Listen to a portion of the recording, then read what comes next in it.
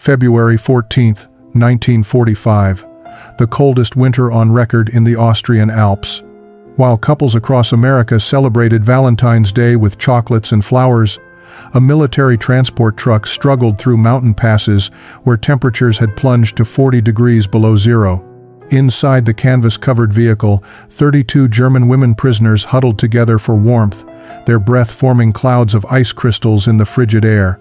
These weren't hardened soldiers or Nazi officials. They were members of the German Women's Auxiliary Corps, captured during the Allied advance through Austria, now being transported to a prisoner of war facility near Innsbruck. But the brutal winter had other plans. Corporal Vincent Hayes from Vermont, one of 4 American guards assigned to the convoy, had seen plenty of New England winters, but nothing had prepared him for this. The wind screamed through the mountain passes with a fury that seemed almost alive, driving snow so thick he couldn't see 3 feet beyond the truck's hood. The roads, already treacherous in good weather, had become death traps of ice and hidden crevasses. Before we discover what happened to these women and their captors, tell us where you're watching from in the comments below. The lead vehicle had already slid off the road twice. Now, as darkness fell with the suddenness that only mountain country knows, Corporal Hayes made a decision that would save lives but strand them all in the wilderness. He ordered the convoy to stop. They couldn't risk driving blind into ravines they'd never see coming. The women prisoners, already suffering from inadequate winter clothing, began showing signs of hypothermia. Their gray auxiliary uniforms, designed for administrative work in heated offices, offered little protection against the killing cold. Among them was 24-year-old Frieda Keller, a former radio operator from Munich. She watched as her friend Anna Weber began to shake, uncontrollably, her lips turning blue despite being wrapped in every spare blanket they could find. Sergeant Marcus Bennett, the ranking American officer, gathered his men for a quick assessment. Private Leonard Price and Private Eugene Miller stood beside him, their faces already showing the early stages of frostbite. They had limited fuel, no working radio communication, and no clear idea where they were on the mountain. The nearest town was at least 15 miles away, assuming they could even find it in the blizzard. Staying in the vehicles meant slowly freezing to death. Moving meant risking death even faster in the storm. The prisoners watched this discussion with growing fear. They understood enough English to grasp the severity of their situation. Some began to pray quietly in German. Others simply stared into the darkness beyond the truck, where the wind howled like something out of ancient mythology.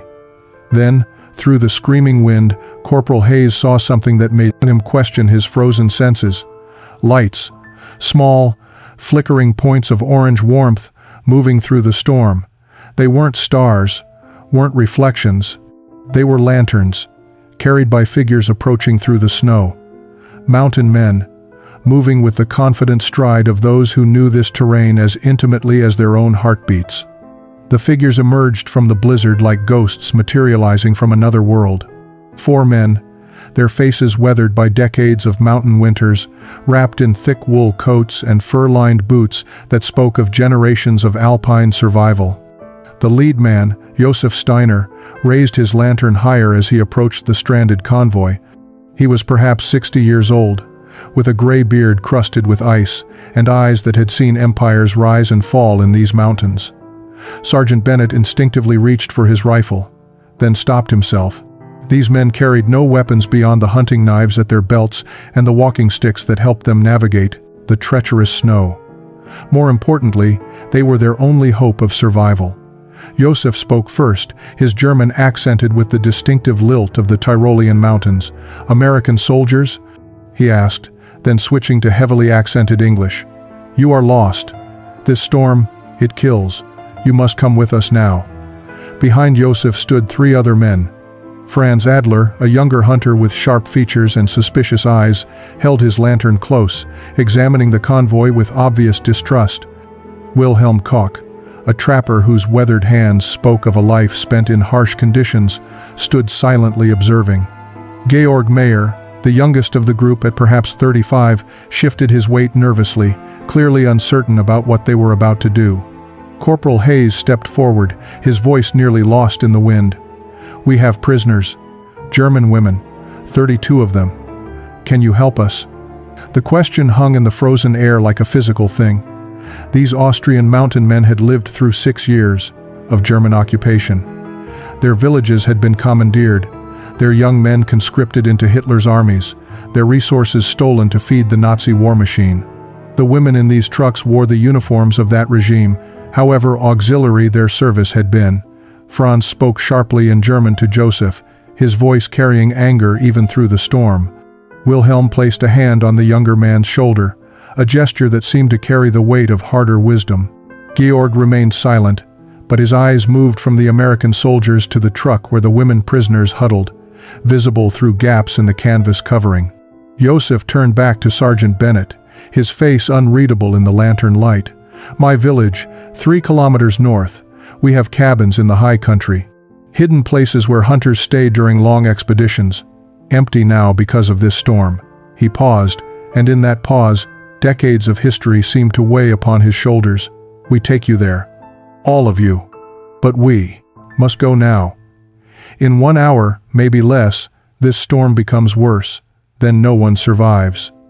Inside the truck, Frida had been watching this exchange through a gap in the canvas. She understood the mountain dialect well enough to catch fragments of the conversation. She turned to Anna, whose shivering had become more violent. "Austrian villagers," she whispered. "They're deciding whether to save us or leave us to freeze." The irony wasn't lost on either woman.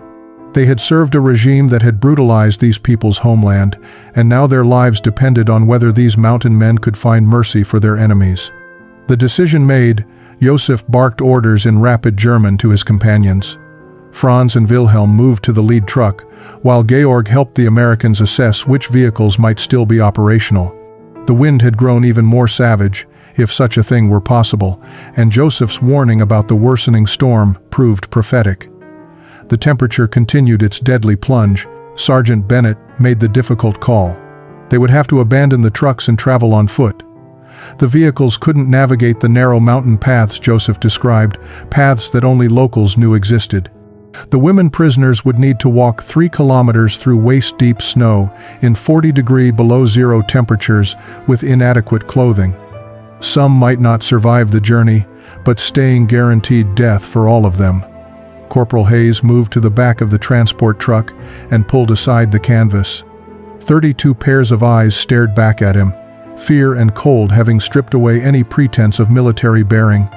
"Listen carefully," he said, speaking slowly so those with limited English could follow.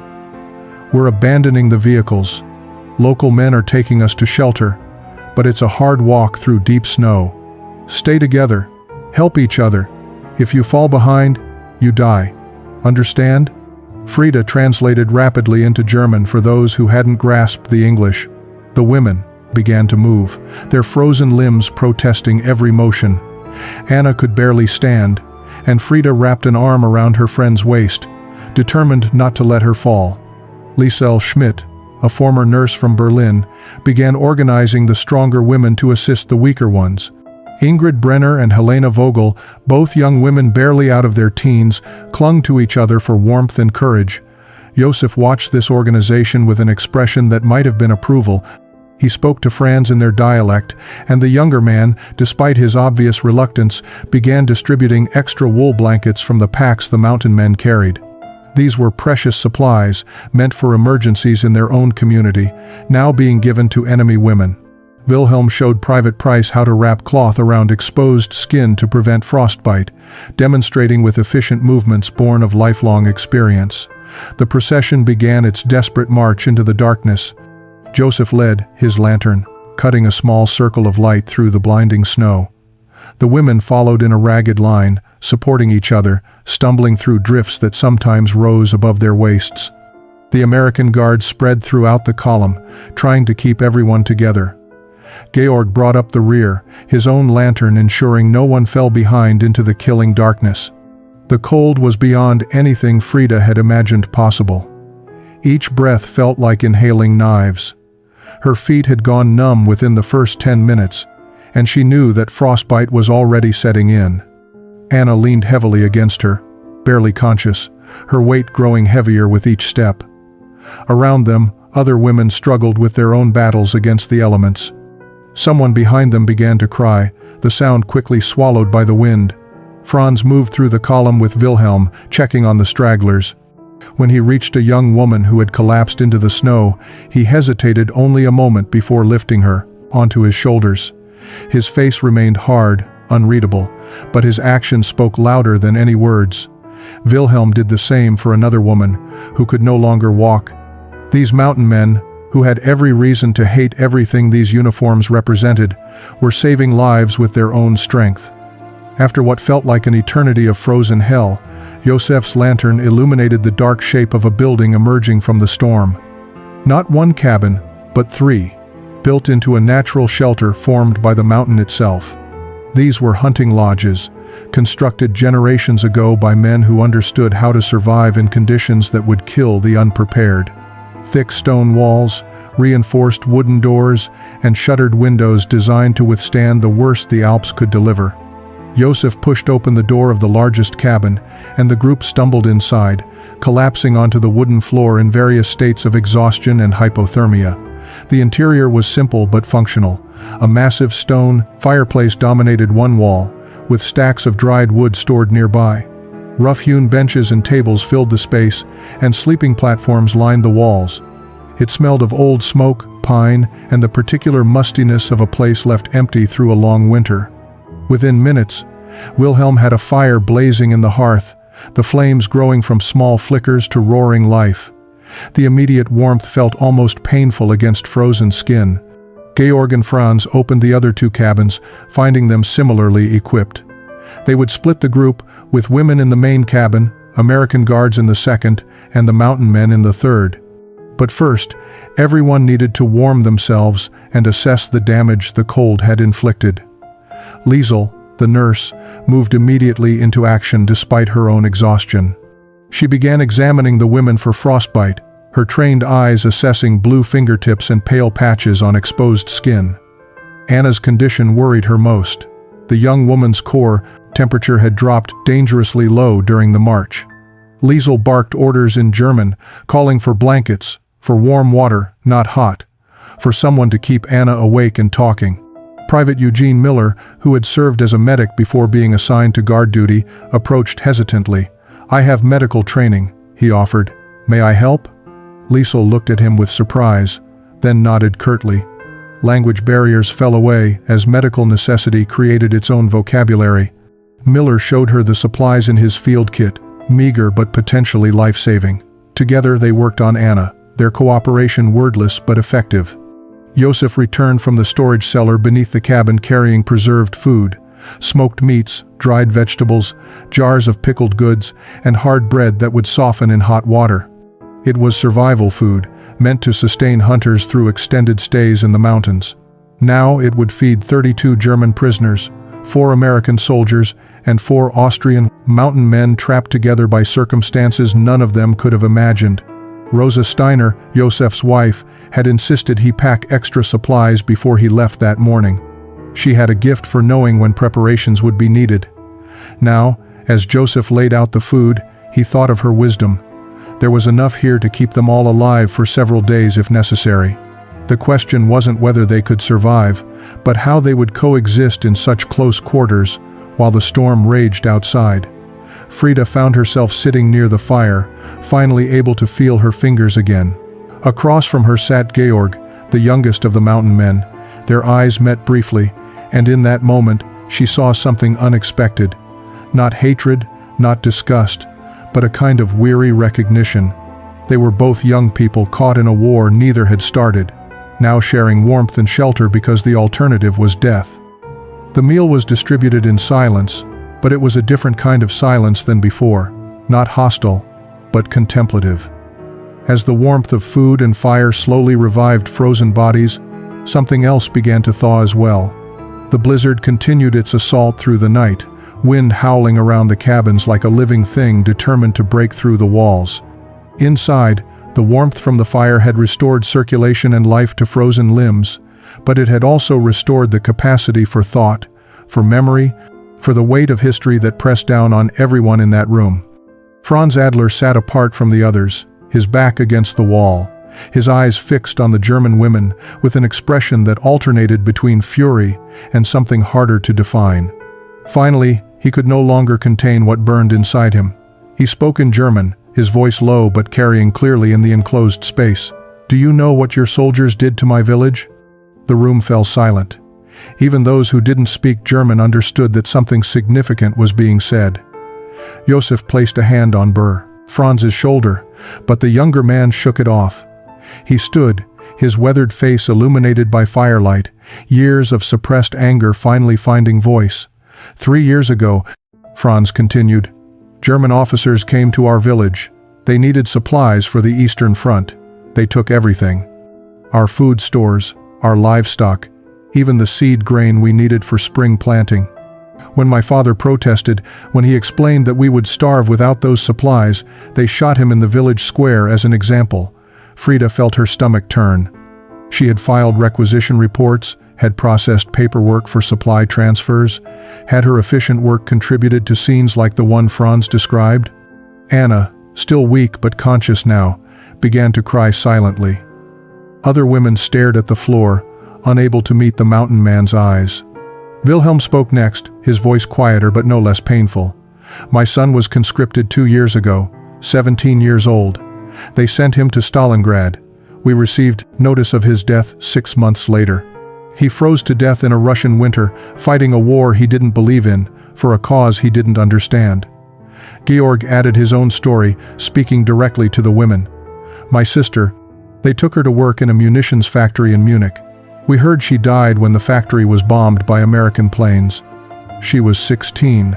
The testimonies continued, each mountain man sharing losses that the war had inflicted on their small communities.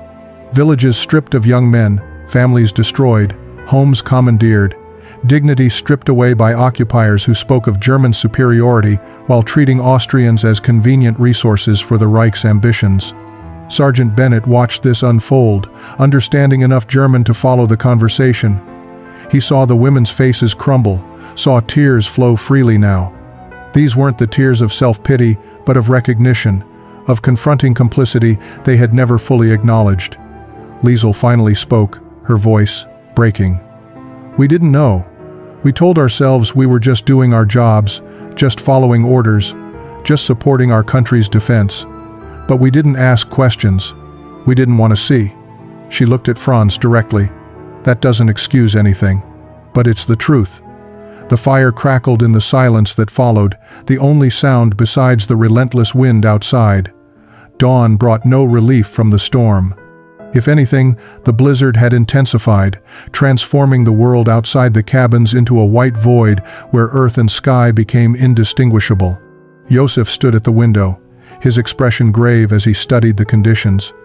He had lived in these mountains for 60 years and had never seen a storm of this magnitude. The snow had risen past the window frames, and the wind carried a sound that experienced mountain men recognized with dread. The avalanche hit without warning at mid-morning. A deep rumbling that started far up the mountain, growing louder as thousands of tons of snow and ice broke loose and cascaded down the slope. The cabin shook violently, timbers groaning under the impact. Women screamed as the world seemed to tilt. Corporal Hayes grabbed onto a support beam as jars crashed from shelves and the fire scattered embers across the stone hearth. When the rumbling finally stopped, an eerie silence fell over the cabin. Josef was already moving toward the door, but when he tried to open it, it wouldn't budge. They were buried. The avalanche had swept over their position, entombing all 3 cabins under tons of packed snow. Wilhelm used his knife to pry open a shutter, revealing nothing but a solid wall of white where the forest had been visible before. We must dig, Josef said calmly, though everyone could hear the tension beneath his words. If we don't create air passages, we suffocate.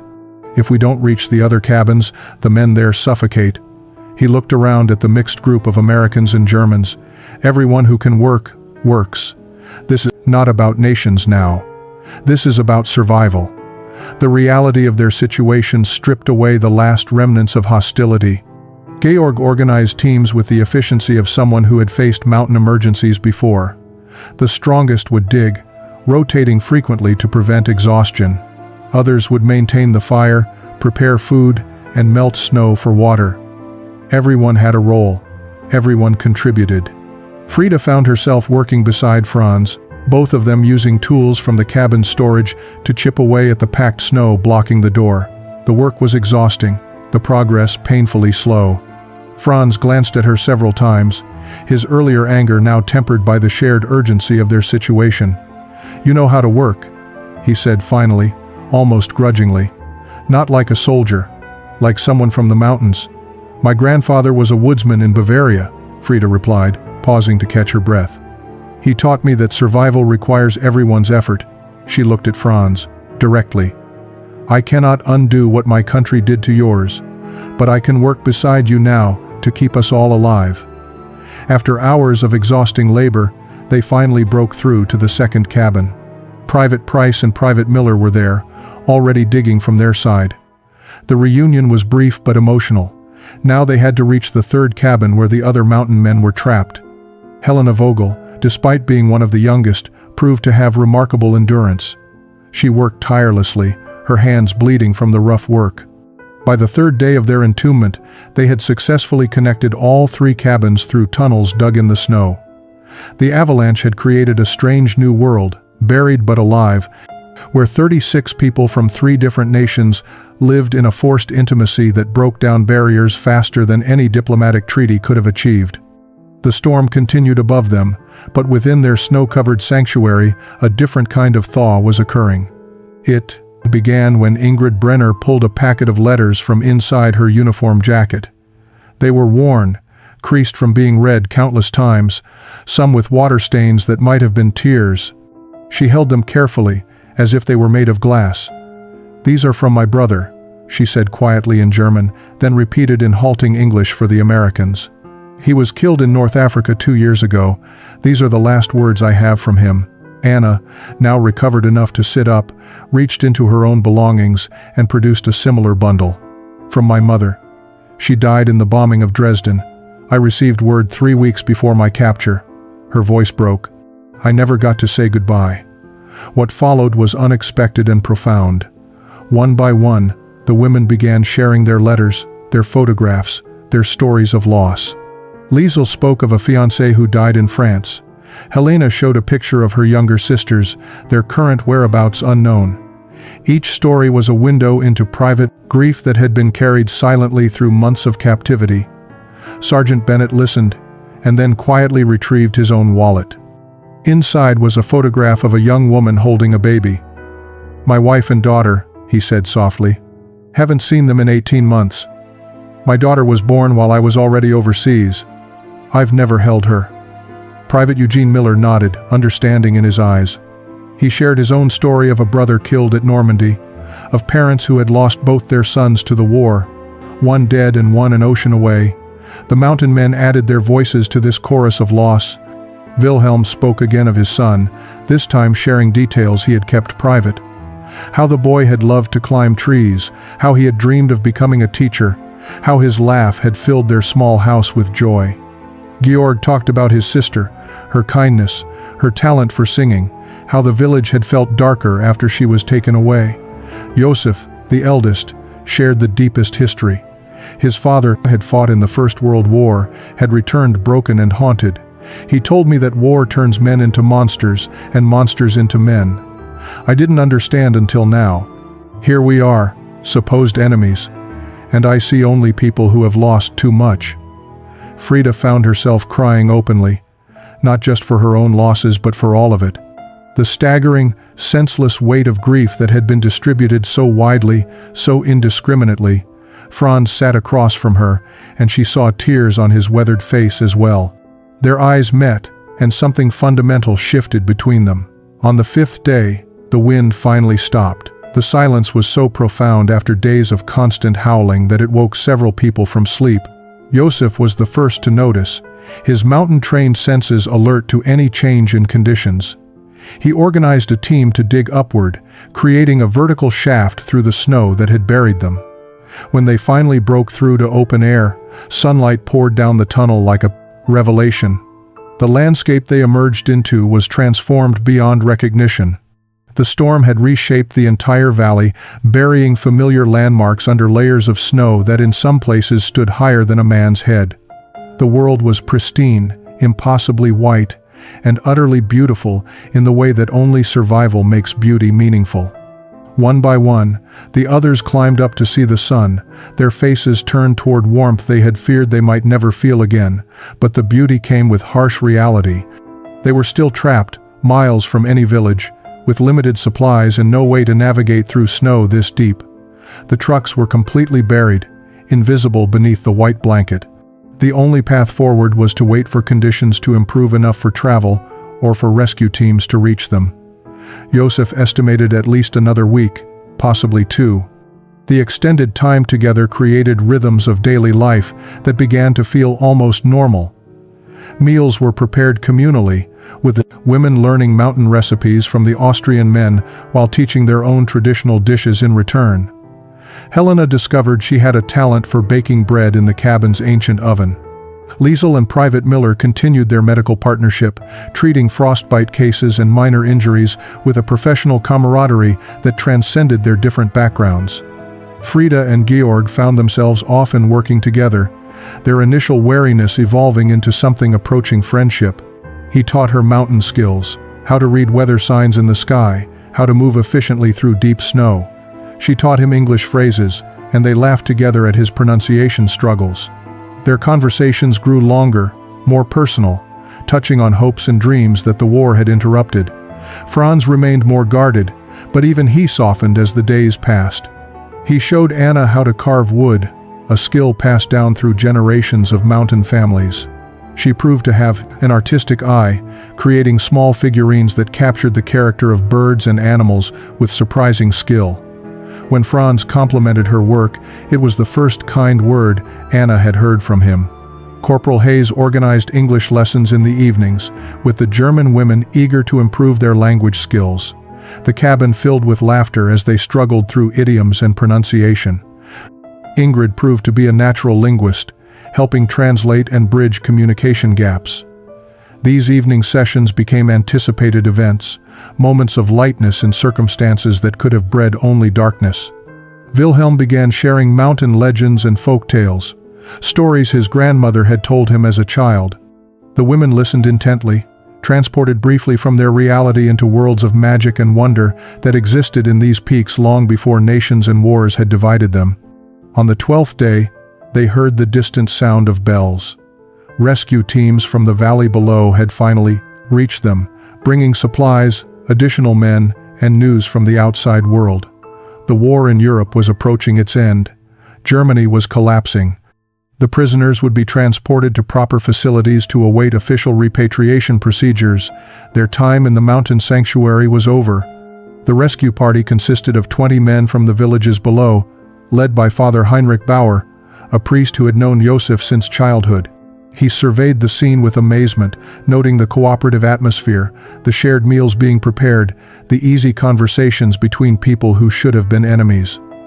"Joseph," he said quietly in German, "what happened here?" "We survived together," Joseph replied simply. "And in surviving, we learned what we should have known all along. That suffering recognizes no uniforms." He paused, looking at the women who were gathering their meager belongings. "Heinrich, some of these women have nowhere to go. Their families are dead, their cities destroyed. What awaits them in Germany is starvation and chaos." The priest nodded slowly, understanding the unspoken question in his friend's words. "You're asking if the villages would take them in?" It wasn't really a question. Father Bauer had seen the same thing Joseph had seen, the transformation that occurred when people were forced to see each other as human beings rather than as symbols.